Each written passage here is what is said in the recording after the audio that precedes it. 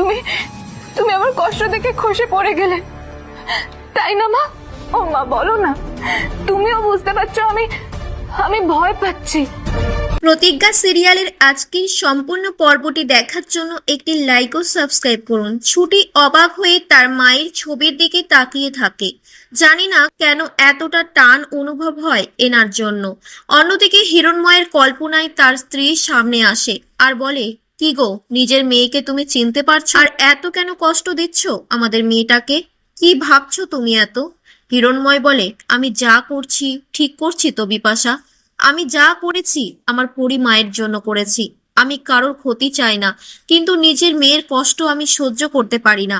ওই ছুটি বলে মেয়েটার সামনে দাঁড়ালে আমার যে কি হয়ে যায়, ওকে দেখলে আমার ভেতরে কি করে এত মায়া জাগে, চেষ্টা করেও ওর সামনে আমি নিজেকে মানসিকভাবে শক্ত রাখতে পারি না। ওর সামনে দাঁড়ালে বুকের ভেতরটা শুধু হু হু করে ওঠে। বিপাশা, তুমি বুঝতে পারছো তো আমার কষ্টটা? তারপরেই সেখানে ঝুমকি এসে দাঁড়ায় আর বলে, এ তুমি কি বলছিলে বাবা?